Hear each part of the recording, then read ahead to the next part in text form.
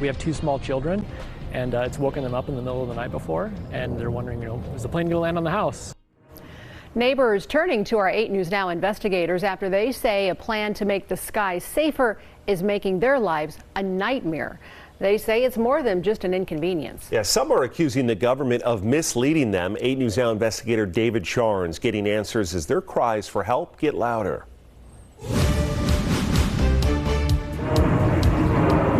It's a familiar sound those down below don't want to hear. There's days where it's endless.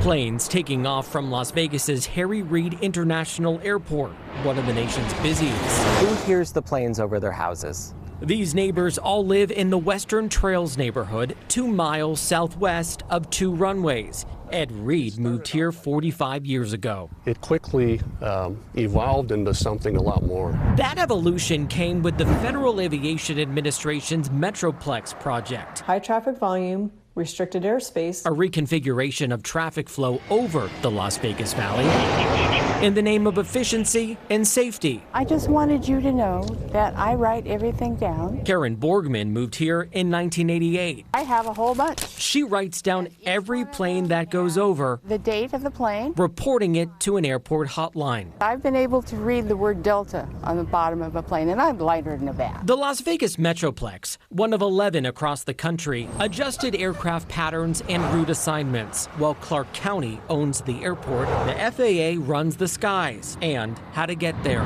This diagram shows a proposed departure route taking some planes over Western Trails. It cites a challenge of high air traffic controller workloads, providing a solution of sending general aviation aircraft off runway 19.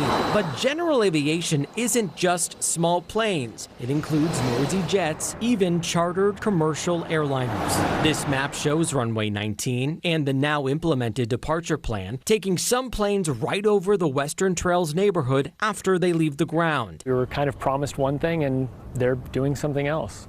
So I feel like we were lied to. Casey Bogus lives under the path. What would you equate that noise to? It's kind of like a giant semi-truck driving down the freeway, and you're just standing there. An FAA spokesperson says planes have always departed from runway 19. I know when my neighbors in that district heard GA, they were thinking smaller planes, hobbyist planes. Clark County Commissioner Michael Naft represents District A. Bogus and the group here are some of his constituents. We're kind of confused on why they're still doing this plan, why they're not listening to the community. We don't have the manpower to meet with individual homeowners associations or neighborhoods. Naft pushed representatives from the FAA for answers in this 2021 commission meeting. After Metroplex went into effect that February, the number of noise complaints skyrocketed, the FAA saying it doesn't have a policy of meeting with individual neighbors. That is just not an acceptable excuse for a policymaker or for a government official to say that, no, we don't meet with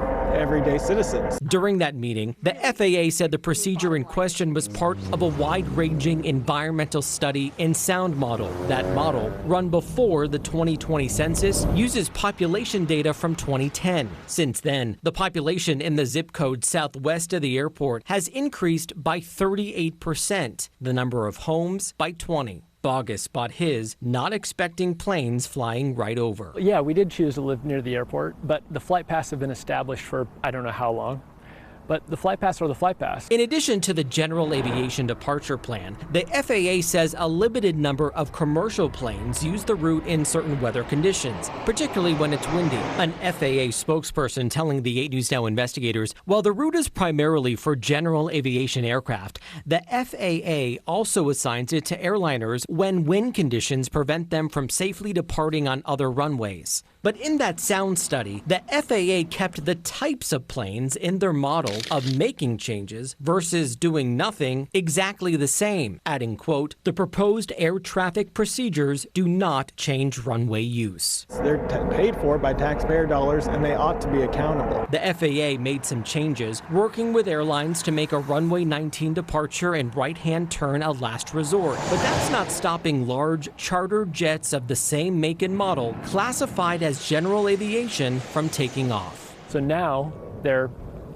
finding this little gray area where it's a private plane, but it's a 747. Now these neighbors in the county are left to put up with the noise, with the federal government silent. I would expect some sort of empathy from them.